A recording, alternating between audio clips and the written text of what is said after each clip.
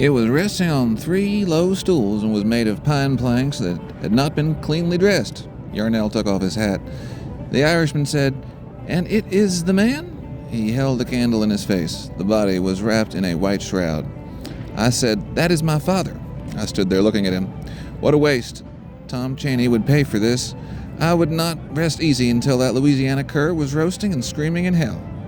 The Irishman said, "If he would like to kiss him, it will be all right." I said, "No, put the lid on." We went to the man's office and I signed some coroner's papers. The charge for the coffin and the embalming was something over $60. The shopping charge to Dardanelle was $9.50. Yarnell took me outside the office. He said, "Ms. Mattie, that man trying to stick you..." I said, "Well, we will not haggle with him." He said, "That is what he is counting on." I said, "We will let it go." I paid the Irishman his money and got a receipt. I told Yarnell to stay with the coffin and see that it was loaded on the train with care and not handled roughly by some thoughtless railroad hand. I went to the sheriff's office. The high sheriff was friendly and he gave me the full particulars on the shooting, but I was disappointed to learn how little had been done toward the apprehension of Tom Cheney. They had not even got his name right. The sheriff said, "We do know this much. He was a short man but well set up. He had a black mark on his cheek. His name is Chambers. He is now over the territory, and we think he was in the party with Lucky Ned Pepper that robbed a mail hack down Tuesday on the Podio River." I said, "That is the description of Tom Cheney. There is no Chambers to it. He got that black mark in Louisiana when a man shot a pistol in his face and the powder got under the skin. Anyhow, that is his story. I know him and I can identify him. Why are you not out looking for him?" The sheriff said, "I have no authority in the Indian Nation. He is now in the business of the U.S. Marshals." I said, "When will they arrest him?" He said, "It is hard to say. They will have to catch him first." I said, "Do you know if they are even after him?" He said, "Yes, I have asked for a fugitive warrant, and I expect there is a federal John Doe warrant on him now for the mail robbery. I will inform the marshals as to the correct name." "I will inform them myself," I said. "Who is the best marshal they have?" The sheriff thought on it for a minute. He said, "I would have to weigh that proposition. There is near 200 of them. I reckon William Waters is the best tracker. He is half-breed Comanche and something to see watching him cut for sign. The meanest one is Rooster Cogburn. He is a pitiless man, double tough, and fear don't enter into his thinking. He loves to pull a cork. Now L.T. Quinn, he brings his prisoners in alive. He may let one get by now and then, but he believes even the worst of men is entitled to a fair shake. Also, the court does not pity any fees for a dead man. Quinn is a good peace officer and lay preacher to boot. He will not plant evidence or abuse a prisoner. He is straight as a string. Yes, I will say Quinn is about the best they have." I said, "Where can I find this Rooster?" He said, "You will probably find him in federal court tomorrow. They will be trying that Wharton boy." The sheriff had let Papa's gun belt there left in a drawer, and he gave it to me in a sugar sack to carry. The clothes and blankets were at the boarding house. The man Stonehill had the ponies and Papa's saddle at his stock barn. The sheriff wrote me out a note for the man Stonehill and the landlady at the boarding house, who was Mrs. Floyd. I thanked him for his help. He said he wished he could do more. It was around 5:30 p.m. when I got to the depot. The days were growing short and it was already dark. The southbound train was to leave some minutes after 6. I found Yarnell waiting outside the freight car where he had loaded the coffin. He said the express agent had consented to let him ride in the car with the coffin. He said he would go help me find a seat in a coach, but I said, "No, I will stay over a day or two. I must see about those ponies, and I want to make sure the law is on the job. Cheney has got clean away, and they're not doing much about it." Yarnell said, "You can't stay in this city by yourself." I said, "I will be all right. Mama knows I can take care of myself. Tell her I will be stopping at the Monarch boarding house. If there is no room there, I will leave word with the sheriff where I am." He said, "I reckon I will stay too." I said, "No, I want you to go with Papa. When I get home, tell Mr. Myers," I said, "put him in a better coffin." "Your mama will not like this," he said. "I will be back in a day or two. Tell her I said not to sign anything until I get home. Have you had anything to eat?" "I had me a cup of coffee. I ain't hungry." "Do they have a stove in that car?" "I will be all right wrapped up in my coat." "I sure do appreciate this, Yarnell. Mr. Frank was mighty good to me." Some people will take it wrong and criticize me for not going to my father's funeral. My answer is this: I had my father's business to attend to. He was buried in his mason's apron by the Danville Lodge. I got to the Monarch in time to eat. Mrs. Floyd said she had no vacant room because of the big crowd in town, but that she would put me up somehow. The daily rate was 75 cents a night with 2 meals and $1 with 3 meals. She did not have a rate for 1 meal, so I was obliged to give her 75 cents, even though I had planned to buy some cheese and crackers the next morning for my daytime eats. I don't know what her weekly rate was. There were 10 or 12 people at the supper table, and all men except for me and Mrs. Floyd and the poor old blind woman who was called Grandma Turner. Mrs. Floyd was a big right talker. She explained to everybody that I was the daughter of the man who had been shot in front of her house. I did not appreciate it. She told about the event in details and asked me impertinent questions about my family. It was all I could do to reply politely. I did not wish to discuss the thing with idle, curious strangers, no matter how well-intentioned they might be. I sat at one corner of the table between her and a tall, long-backed man with a doorknob head and a mouthful of prominent teeth. He and Mrs. Floyd did most of the talking. He traveled about selling pocket calculators. He was the only man there wearing a suit of clothes and a necktie. He told some interesting stories about his experiences, but the others paid little attention to him, being occupied with their food like hogs rooting in a bucket. "Watch out for those chicken and dumplings," he told me. Some of the men stood eating. "They will hurt your eyes," he said. A dirty man across the table in a smelly deerskin coat said, "How's that?" With a mischievous twinkle, the drummer replied, "They will hurt your eyes looking for that chicken." I thought it was a clever joke, but the dirty man said angrily, "You square-headed son of a bitch," and went back to eating. The drummer kept quiet after that. The dumplings were all right, but I could not see 25 cents in a little flour and grease. After some of the men left to go to town, probably to drink whiskey in the bar rooms and listen to hurdy-gurdy, the rest of us went to the parlor. The boarders dozed and read newspapers and talked about the hanging, and the drummer told yellow fever jokes. Mrs. Floyd brought out Papa's things that were bundled in the slicker, and I went through them and made an inventory. Everything seemed to be there, even his knife and watch. The watch of brass, and not very expensive, but I was surprised to find it because people will not steal things, will often steal little things. People who will not steal big things will often steal little things. I stayed in the parlor and listened to the talk for a while and then asked Mrs. Floyd if she could show me to my bed. I said, "Go straight down that hollow last bedroom on the left." She said, "There is a bucket of water and a washpan on the back porch. The toilet is out back directly behind the chinaberry tree. You'll be sleeping with Grandma Turner." She must have seen the dismay on my face, for she added, "It will be all right. Grandma Turner will not mind. She is used to doubling up. She will not even know you are there, sweet." Since I was a paying customer, I believe my wishes should have been considered before Grandma Turner's, though it seemed neither of us was to have any say. Mrs. Floyd went on saying, "Grandma Turner is a sound sleeper. It is certainly a blessing to her age. Do not worry about waking Grandma Turner, a little mite like you." I did not mind sleeping with Grandma Turner, but I thought Mrs. Floyd had taken advantage of me. Still, I saw nothing to be gained from making a fuss at the hour. She already had my money, and I was tired, and it was too late to look for lodging elsewhere. The bedroom was cold and dark and smelled like medicine. A wintry blast came up through the cracks of the floor. Grandma Turner turned out to be more active in her slumber than I had been led to expect. When I got into the bed, I found that she had all the quilts on her side. I pulled them over, I said my prayers, and was soon asleep. I found that Grandma Turner had done the trick again. I was bunched up in a knot, trembling with cold from the exposure. I pulled the covers over again. This happened once more later in the night, and I got up, my feet freezing, and arranged Papa's blankets and slicker over me as makeshift covers. Then I slept all right. Next chapter. Mrs. Floyd served me no meat for breakfast, only grits and a fried egg. After eating, I put the watch and knife in my pocket and took the gun along in the sugar sack.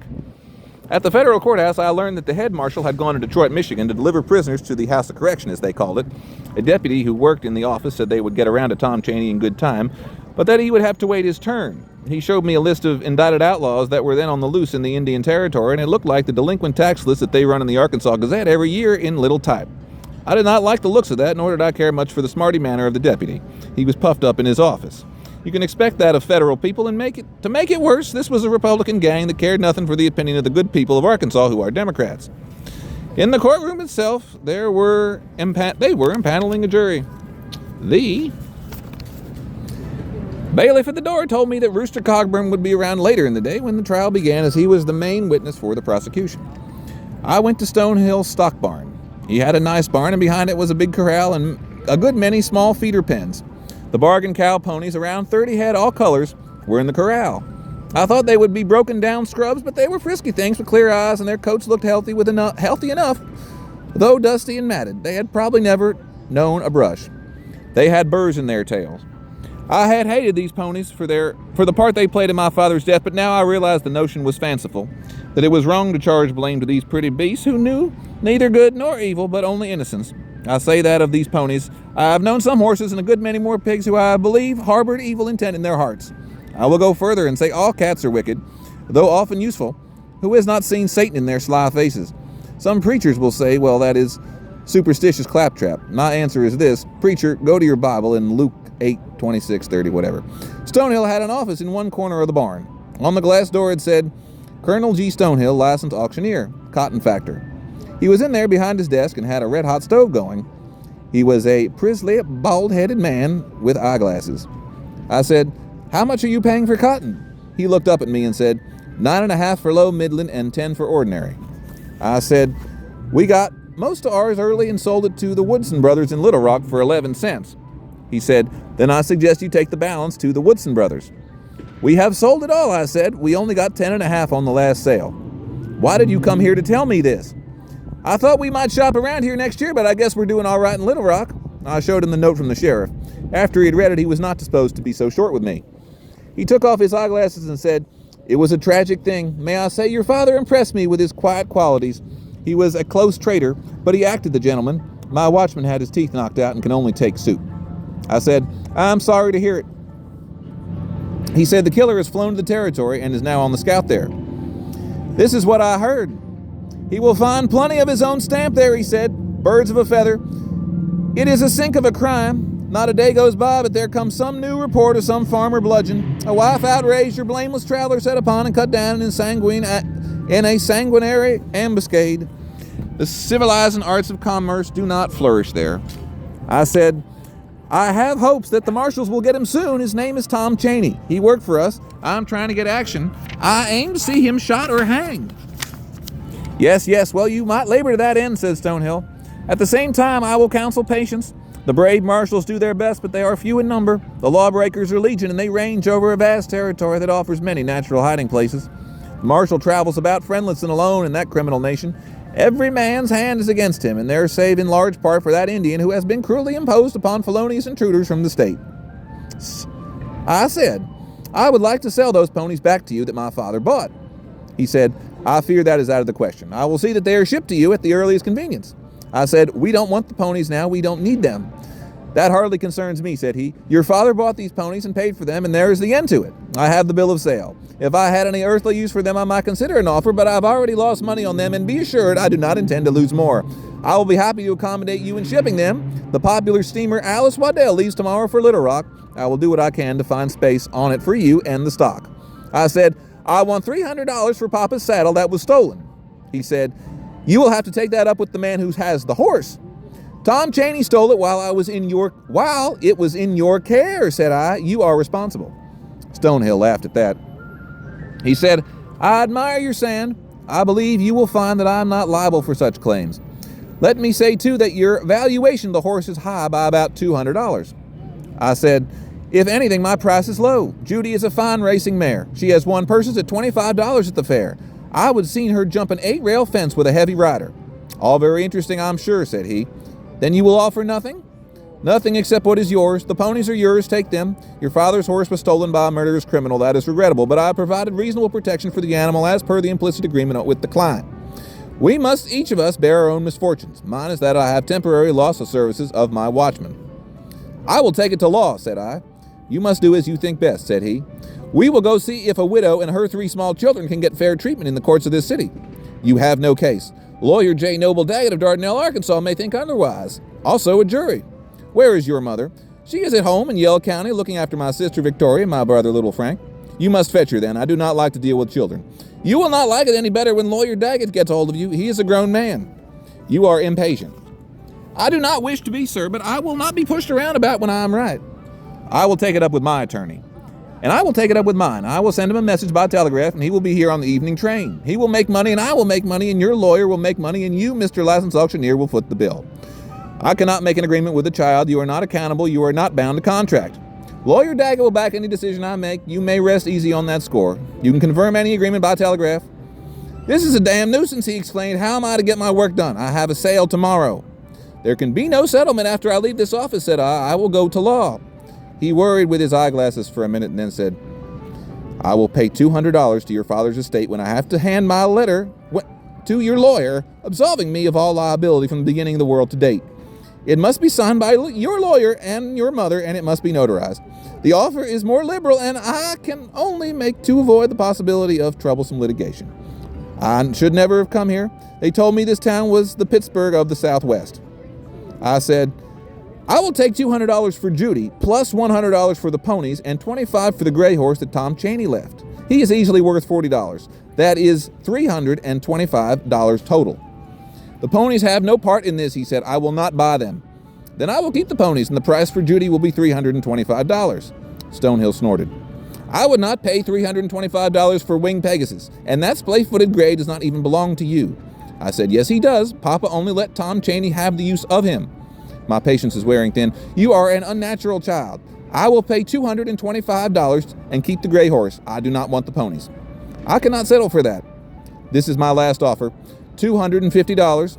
For that, I get a release and I keep your father's saddle. I am also writing off a feed and stabling charge. The gray horse is not yours to sell. The saddle is not for sale. I will keep it. Lawyer Daggett can prove the ownership of the gray horse. He will come after you with a writ of Rep. Levin. All right, now listen very carefully, as I will not bargain further. I will take the ponies back and keep the gray horse and settle for $300. Now you must take that or leave it, and I do not much care which it is. I said, I am sure Lawyer Daggett would not wish me to consider anything under $325. What you get for that is everything except the saddle, and you get out of the cost of a lawsuit as well. It will go even harder if Lawyer Daggett makes the terms, as he will include a generous fee for himself. Lawyer Daggett, who is this famous pleader of whose name I was happily ignorant 10 minutes ago? I said, have you heard of the Great Arkansas River, Vicksburg, and Steamship Company? I have done business with the GAV&G, said he. Lawyer Daggett is the man who forced them into receivership, said I. They tried to mess with him. It was a feather in his cap. He was on familiar terms with the impotent men in Little Rock. They talk he will be governor one day. Then he is a man of little ambition, says Stonehill, incommensurate with his capacity for making mischief. I would rather be a county road overseer in Tennessee than the governor of this benighted state. There is more honor in it. If you do not like it here, you should pack your traps and go back where you came from. Would that I could get out from under this, he said. I would be aboard the Friday morning packet with a song of thanksgiving on my lips. People who don't like Arkansas can go to the devil, said I. What did you come here for? I sold a bill of goods. $325 is my figure. I would like to have that in writing for what it is worth. He wrote out a short agreement. I read it and made a change or two, and he initialed the changes.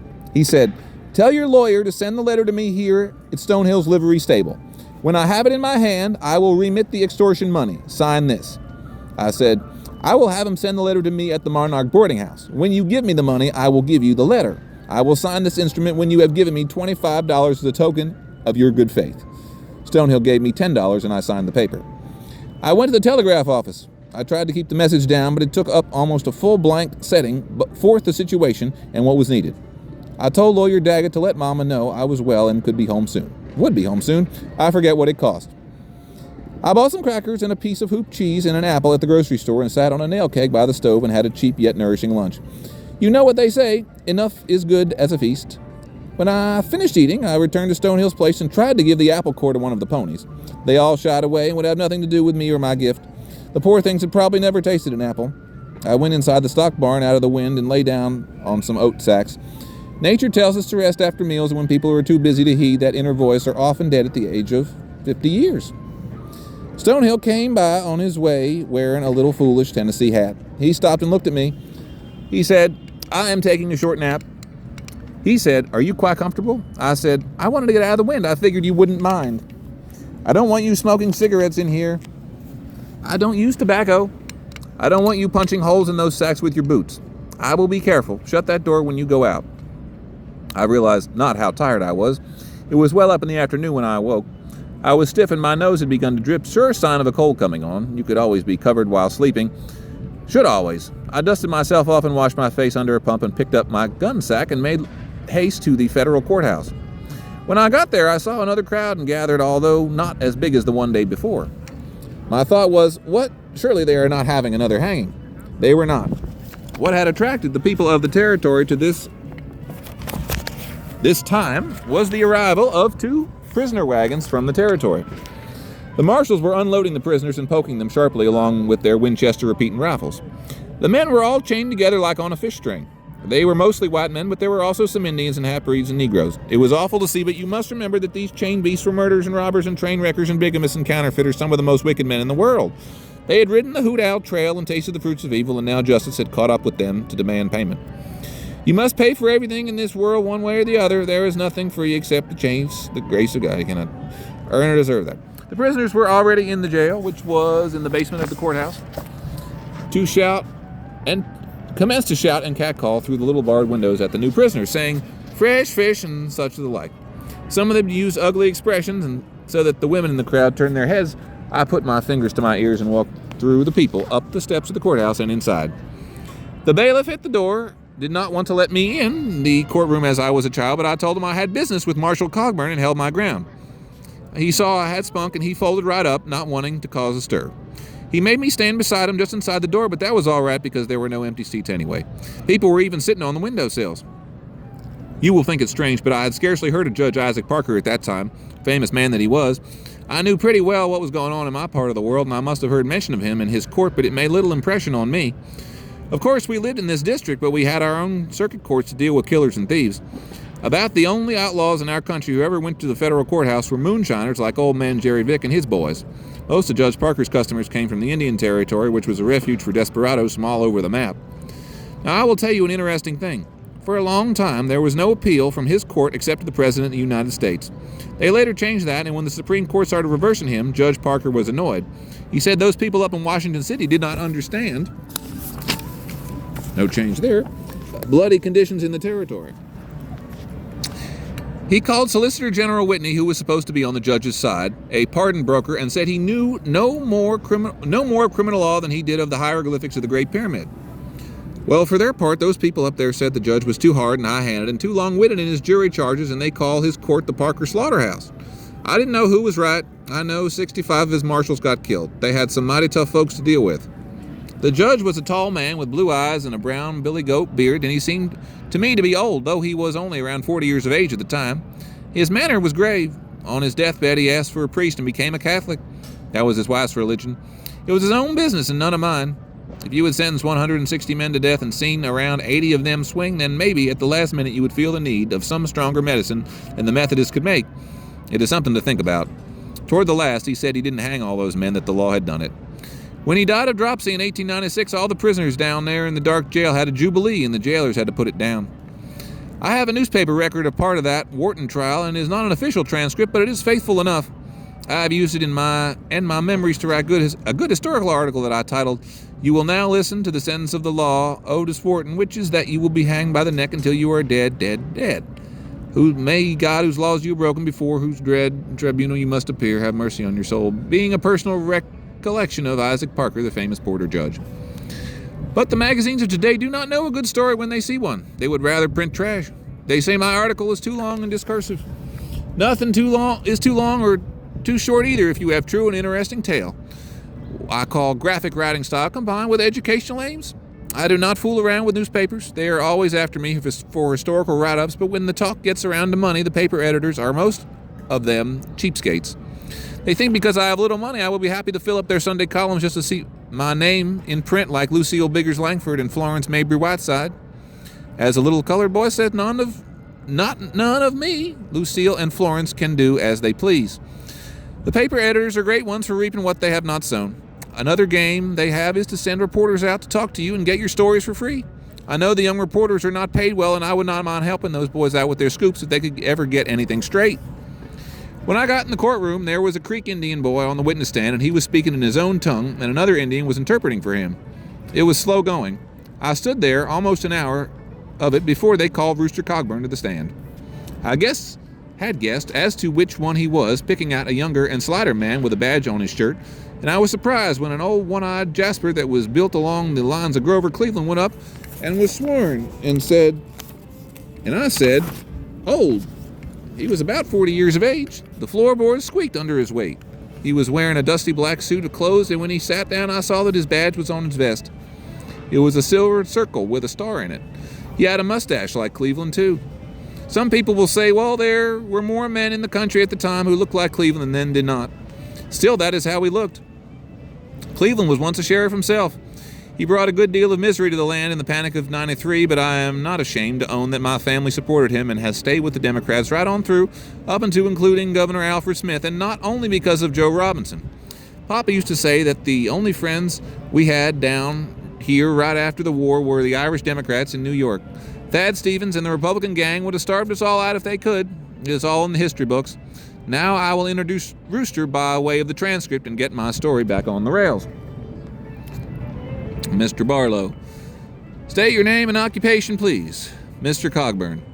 Reuben J. Cogburn. I am a deputy marshal for the U.S. District Court for the Western District of Arkansas, having criminal jurisdiction over the Indian Territory. Mr. Barlow. How long have you occupied such an office? Mr. Cogburn. 4 years in March. Mr. Barlow. On November 2nd, were you carrying out your official duties? Mr. Cogburn. I was, yes, sir. Mr. Barlow. Did something occur on that day out of the ordinary? Yes, sir. Please describe in your own words what the occurrence was.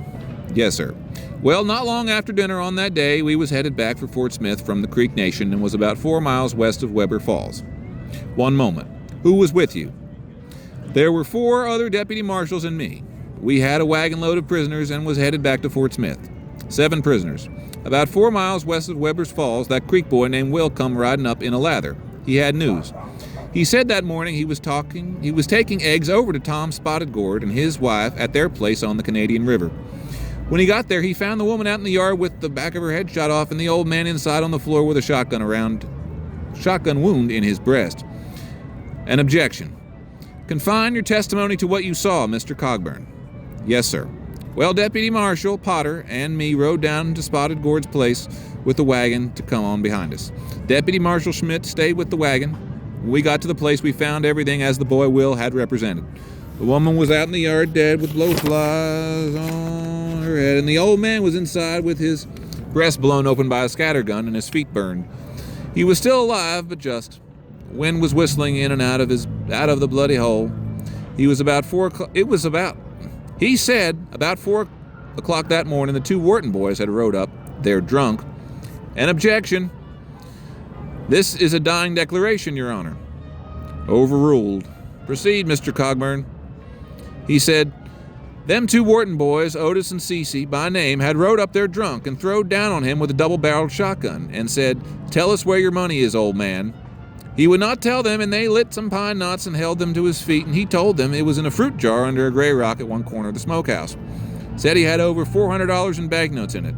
Said his wife was crying and taking on all this time and begging for mercy. She said she took off out the door and Otis ran and said when he raised up the floor and he was saying Otis turned and shot him. Then they left. What happened next? He died on us, passed away in considerable pain. Mr. Spotted Gourd, that is. Yes, sir. What did you and Marshal Potter do then? We went to the smokehouse and that rock had been moved and the jar was gone. An objection. The witness will keep his speculations to himself. You found that a gray rock at the corner of the smokehouse with a hollowed out spot under it. If the prosecutor is going to give evidence, I suggest that he be sworn. Judge Parker. Mr. Barlow, that is not a cross-examination. I'm sorry, Your Honor. Marshal Cogburn, what did you find, if anything, at the corner of the smokehouse? We found a gray rock with a hole right by it. What was in the hole? Nothing. No jar or anything. What did you do next? We waited on the wagons to come. When it got there, we had a talk amongst ourselves as to who would ride after the Whartons. Potter and me had dealings with them boys before, so we went. It was about a 2-hour ride up near where the North Fork strikes the Canadian on a branch that turns into the Canadian. We got there not long before sundown. And what did you find? I had my glass, and we spotted the 2 boys and their old daddy, Aaron Wharton by name, standing down there on the creek bank with some hogs. 5, 4, or 6 hogs. They had killed a shoat and was butchering it. It was swinging from a limb, and they had built a fire under a washpot for scalding water. We tied up our horse about a quarter of a mile down the creek and slipped along on foot through the brush so we could get the drop on them. When we showed, I told the old man, Aaron Wharton, that we was U.S. Marshals and needed to talk to his boys. He picked up an axe and commenced to cussing us and blackguarding this court. What did you do? I started backing away from the axe and tried to talk some sense to him. While this was going on, C.C. Wharton edged over by the washpot behind that steam and picked up a shotgun and that was laying against the saw log. Potter seen him, but it was too late. Before he could get a shot off, C.C. Wharton pulled down on him with one barrel and then turned to do the same for me with the other barrel. I shot him, and the old man swung the axe, and I shot him. Otis lit out for the creek, and I shot him. Aaron Wharton and C.C. Wharton was dead when they hit the ground. Otis Wharton was just winged. Then what happened? Well, it was all over. I dragged Otis Wharton over to a blackjack tree and cuffed his arms and legs around it with him setting down.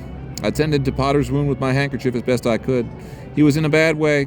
I went up to the shack, and Aaron Wharton's squaw was there, but she would not talk. I searched the premises and found a quart jar under some stove with it had banknotes in it, to the tune of $425.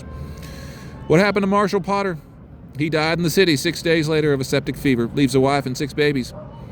An objection? Strike the comment. What became of Otis Wharton? There he sits. You may ask, Mr. Gowdy. Thank you, Mr. Barlow. How long did you say you have been a deputy marshal, Mr. Cogburn? Going on 4 years. How many men have you shot in that time? An objection. There is more to this shooting than meets the eye, Your Honor. I am trying to establish the basis of a witness. The objection is overruled. How many, Mr. Cogburn? I never shot nobody. I didn't have to. That was not the question. How many? Shot or killed? Let us restrict it to killed so that we may have a manageable figure. How many people have you killed since you became a marshal for this court? Around 12 or 15, stopping men in flight and defending myself. Around 12 or 15. So many that you cannot keep a precise count. Remember that you are under oath. I have examined the records, and a more accurate figure is readily available. Come now, how many? I believe the 2 Wharton boys made 23. I felt sure it would come to you with a little effort. Now let us see. 23 dead men in 4 years. That comes to about 6 men a year. It is dangerous work. So it would seem. And yet how much more dangerous for those luckless individuals who find themselves being arrested by you. How many members of this family, the Whartons, have you killed? Your Honor, I think counsel should be advised that the marshal is not the defendant in this action. Your Honor, my client and his deceased father and brother were provoked into a gun battle by this man Cogburn. Last spring he shot and killed Aaron Wharton's oldest son, and November 2nd he fairly leaped at the chance to massacre the rest of the family. I will prove that. This assassin Cogburn has too long been clothed with the authority of an honorable court. The only way I can prove my client's innocence is by bringing out the facts of these 2 related shootings together with the searching reviews of Cogburn's methods. All the other principals, including Marshal Potter, are conveniently dead. That will do, Mr. Gowdy. Restrain yourself. We shall hear your argument later. The defense will be given every latitude. I do not think the indiscriminate use of such words as massacre and assassin will bring us any nearer to the truth. Pray continue with your cross-examination. Thank you, Your Honor. Mr. Cogburn, did you know the late Dub Wharton, brother to the defendant, Otis Wharton? I had to shoot him in self-defense last April in the Going Snake district of the Cherokee Nation. How did that come about? I was trying to serve a warrant on him for selling ardent spirits to the Cherokees. It was not the first one. He come at me with a king bolt and said, Rooster, I'm going to punch that other eye out. I defended myself. He was armed with nothing more than a king bolt from a wagon tongue. I didn't know what else he had. I saw he had that. I have seen men badly tore up with the things no bigger than a king bolt. Were you yourself armed? Yes, sir, I had a handgun. What kind of handgun? A .44 Colt's revolver. Is that not true that you walked in upon him in the dead of night with that revolver in your hand and gave him no warning? I had it pulled, yes, sir. Was the weapon loaded and cocked? Yes, sir. Were you holding it behind you or in any way concealing it? No, sir. Are you saying that Dub Wharton advanced into the muzzle of that cocked revolver with nothing more than a small piece of iron in his hand? That was the way of it. It is passing strange. Now, it is not true that on November 2nd you appeared before Aaron Wharton and his 2 sons in a similar menacing manner, which is to say you sprang upon them from cover with that same deadly 6-shot revolver in your hand. I always try to be ready. The gun was pulled and ready in your hand. Yes, sir. Loaded and cocked. If it ain't loaded and cocked, it will not shoot. Just answer my question if you please. That one does not make any sense. Do not bandy words with counsel, Mr. Cogburn. Yes, sir. Mr. Cogburn, I will now direct your attention to the scene on the creek bank. It is near dusk. Mr. Aaron Wharton and his 2 surviving sons are going about their lawful business, secure on their property.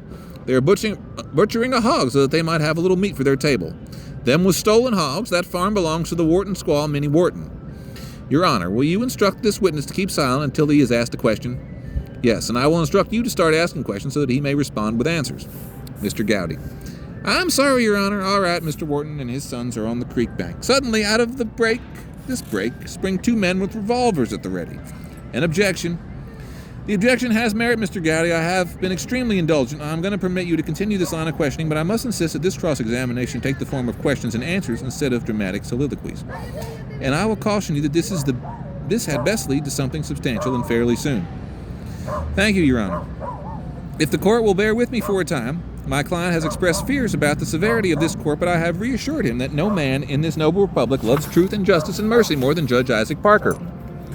You are out of order, Mr. Gowdy. Yes, sir. All right. Now, Mr. Cogburn, when you and Marshal Potter sprang from the brush, what was Aaron Wharton's reaction on seeing you? He picked up an axe and commenced cussing us. An instinctive reflex against a sudden danger. Was that the nature of the move? I don't know what that means. You would not have made such a move yourself? If it was me and Potter with the drop, I would have done what I was told. Yes, exactly, you and Mr. Potter. We can agree that the Whartons were in the peril of their lives. All right, let us go back to the earlier scene at the spotted gourd home around the wagon. Who was in charge of that wagon? Deputy Marshal Smith. He did not want you to go to the Wharton place, did he? We talked about it some, and he agreed Potter and me should go. But at first, he did not want you to go, did he? Knowing that there was bad blood between you and the Whartons. He must have wanted me to go, or he would not have sent me. You had to persuade him, did you not? I know the Whartons, and I was afraid somebody would get killed going up against them. As it turned out, how many were killed? 3, but the Whartons did not get away. It could have been worse. Yes, you might have been killed yourself. You mistake my meaning. 3 murdering thieves might have got loose and gone to kill somebody else. But you were right that I might have been killed myself. It was mighty close at that, and it is no light matter to me. Nor to me. You are truly one of nature's survivors, Mr. Cogburn, and I do not make light of your gift. I believe you testified that you backed away from Aaron Wharton? That is right. You were backing away. Yes, sir, he had that axe raised. Which direction were you going? I always go backwards when I am backing up. I appreciate the humor of that remark. Aaron Wharton was standing by the wash pot when you arrived? It was more like squatting. He was stoking up the fire under the pot. And where was the axe? Right there in his hand.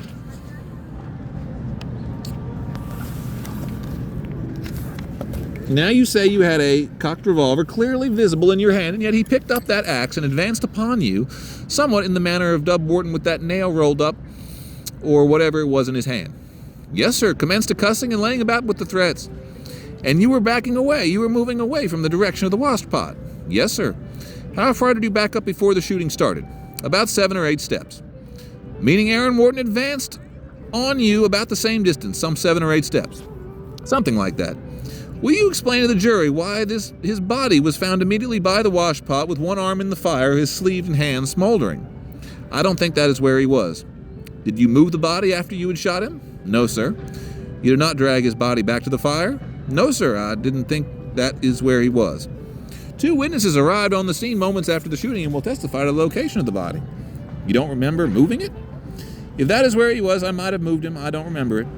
Why did you place the upper part of his body in the fire? Well, I didn't do it. Well, you did not move him, and he was not advancing upon you at all, or you did move him and throw his body in the flames. Which? Make up your mind. Them hogs was rooting around there might have moved him. Hogs indeed. Mr. Gowdy, darkness is upon us. Do you think you can finish with this witness in the next few minutes? I will need more time, Your Honor. Very well, you may resume at 8:30 tomorrow morning, Mr. Cogburn. You will return to the witness stand at that time. The jury will talk to no others or converse among themselves about this case. Defendant is remanded to custody. The judge rapped his gavel, and I jumped, not looking for that noise. The crowd broke up to leave. I had not been able to get a good look at that Otis Wharton, but now I did when he stood up with an officer on each side of him. Even though he had one arm in a sling, they kept his wrist cuffed in court. That was how dangerous he was. If there was ever a man with a black murder in his countenance, it was Otis Wharton. He was a half-breed with eyes that were mean and close set, and that stayed open all the time like snake eyes. It was a face hardened in sin. Creeks are good Indians, they say, but a creek white like him, or Creek Negro, or something else again. When the officers were taking Wharton out, he passed by Rooster Cogburn and said something to him. Some ugly insult or threat, you could tell. Rooster just looked at him. The people pushed me on through the door and outside. I waited on the porch. Rooster was one of the last ones out. He had a paper in one hand and a sack of tobacco in the other and was trying to roll a cigarette. His hands were shaking and he was spilling tobacco. I approached him and said, "Mr. Rooster Cogburn?" He said, "What is it?" His mind was on something else. I said, "I would like to talk with you a minute." He looked me over. "What is it?" he said. I said, "They tell me you are a man with true grit." He said, "What do you want, girl? Speak up. It is supper time." I said, "Let me show you how to do that." I took the half-made cigarette and shaped it up and licked it and sealed it and twisted the ends and gave it back to him. It was a pretty loose because he had already wrinkled the paper. He lit it and it flamed up and burned about halfway down. I said, "Your markings are too dry." He studied it and said, "Something." I said, "I'm looking for the man who shot and killed my father, Frank Ross, in front of the Monarch boarding house. The man's name is Tom Cheney. They say he is over in the Indian Territory and I need somebody to go after him." He said, "What is your name, girl? Where do you live?" "My name is Mattie Ross," I said. "We're located in Yale County near Dardanelle. My mother is at home looking after my sister Victoria and my brother little Frank." "You had best go with them," said he. "They need some help in the churning." I said, "The high sheriff and a man in the marshal's office had given me the full particulars. You can get a fugitive warrant for Tom Cheney and go after him. The government will pay you $2 for bringing him in plus 10 cents for each mile you win. On top of that, I will pay you a $50 reward." "You've looked into this a right smart," said he. "Yes, I have," said I, "and I mean business." He said, "What have you got there in your poke?" I opened the sugar sack and soda. "By God," said he, "a Colt's Dragoon? Why, you were no bigger than a corn nubbin. What are you doing with that pistol?" I said, "It belonged to my father. I intend to kill Tom Cheney with it if the law fails to do so." "Well, that piece will do the job if you can find a high stump to rest on it while you take aim and shoot. Nobody here knew my father, and I'm afraid nothing much is going to be done about Cheney except I do it myself. My brother is a child. My mother's people are in Monterey, California. My grandfather Ross is not able to ride." "I don't believe you have $50. "I will have it in a day or two. Have you heard of a robber called Ned Pepper?" "I know him well. I shot him in the lip last August down in the Winding Stair Mountains. He was plenty lucky that day. They think Tom Cheney is tied up with him." "I don't believe you have $50, baby sister, but if you are hungry, I will give you supper and we will talk it over and make medicine. How does that suit you?" I said it suited me right down to the ground. I figured he would live in a house with his family and was not prepared to discover that he only had a small room in the back of a Chinese grocery store on a dark street. He did not have a wife. The Chinaman was called Lee. He had a supper ready of broiled potatoes and stew meat. The three of us ate at a low table with a coal lamp in the middle of it. There was a blanket for a tablecloth. A little bell rang once and Lee went up front through a curtain to wait on a customer. Rooster said he had heard about the shooting of my father but did not know the details. I told him I noticed by the lamplight that his bad left eye was not completely shut. A little crescent of white showed at the bottom and glistened in the light. He ate with a spoon in one hand and wadded up pieces of white bread in the other, with considerable sopping. What a contrast with his delicate chopsticks. I had never seen them in use before, such nimble fingers. When the coffee had boiled, Lee got the pot off the stove and started to pour. Put my hand over the cup. "I do not drink coffee, thank you." Rooster said, "What do you drink?" "I'm partial to cold buttermilk when I can get it." "Well, we don't have none," said he, "nor lemonade either. Do you have any sweet milk?" Lee went up to the front of the icebox and brought back a jar of milk. The cream had been skimmed from it. I said, "This tastes like John Blue to me." Roosters took up my cup and put it on the floor, and a fat, brindled cat appeared out of the darkness where the bunks were and came over to lap up the milk. Rooster said, "The general is not so hard to please." The cat's name was General Sterling Price.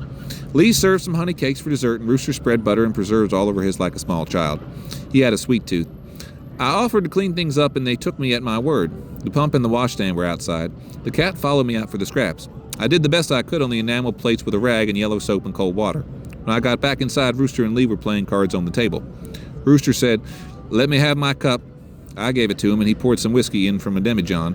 Lee smoked a long pipe. I said, "What about my proposition?" Rooster said, "I am thinking on it." "What is that you are playing?" "7-Up. Do you want a hand?" "I don't know how to play it. I know how to play bid whist." "We don't play bid whist." I said, "It sounds like a mighty easy way to make $50 to me. You would just be doing your job anyway and getting extra pay besides." "Don't crowd me," said he. "I'm thinking about my expenses." I watched them and kept quiet, except for blowing my nose now and again. After a time, I said, "I don't see how you can play cards and drink whiskey and think about this detective business all at the same time." He said, "If I'm going up against Ned Pepper, I will need $100. I've figured out that much. I will want $50 in advance." "You are trying to take advantage of me." "I'm giving you my children's rate," said he. You will not be in each job of work smoking Ned out. He will be holed up down there in the hills in the Choctaw Nation. There will be expenses. I hope you don't think I'm going to keep you in whiskey. I don't have to buy that. I confiscate it. You might try a little touch of it for your cold. No, thank you. This is the real article. It is a double rectified bust head from Madison County, aged in the keg. A little spoonful would do you a powder of good. I would not put a thief in my mouth to steal my brains. Oh, you wouldn't, would you? No, I wouldn't. Well, for $100 is my price, sis. There it is. For that kind of money, I would want a guarantee. I would want to be pretty sure what I was getting. I have not seen yet the color of your money. I will have the money in a day or two. I will think about your proposition and talk to you again. Now, I want to go to the Monarch boarding house. You had better walk over there with me. Are you scared of the dark? I was never scared of the dark. If I had a big horse pistol like yours, I would not be scared of any boogeyman. I'm not scared of the boogeyman. I don't know the way over there. You are a lot of trouble. Wait until I finish this hand. You cannot tell what some people are thinking. That is how they beat you at cards. They were betting money on the play, and Rooster was not winning. I kept after him, but he would only say, "One more hand," and pretty soon I was asleep with my head on the table. Sometime later he began to shake me. "Wake up," he was saying. "Wake up, baby sister." "What is it?" I said. He was drunk, and he was fooling around with Papa's pistol. He pointed out something on the floor covered by the curtain that had opened into the stove. I looked, and it was a big, long barn rat. He sat there, hunkered on the floor, his tail flat, and he was eating meal that was spilling out of a hole in the sack. I gave a start, but Rooster put his tobacco-smelling hand over my mouth and gripped my cheeks and held me down. He said, "Be right still." I looked around for Lee and figured he must have gone to bed. Rooster said, "I will try this the new way. Now watch." He leaned forward and spoke at the rat in a low voice, saying, "I have a writ here that says for you to stop eating Chen Li's cornmeal forthwith. It is a writ for a rat, and this is lawful service of said writ." He then looked over at me and said, "Has he stopped?" I gave no reply. I have never wasted any time encouraging drunkards or show-offs. He said, "It didn't look like to me he has stopped." He was holding out Papa's revolver down on his left side, and he fired twice without aiming.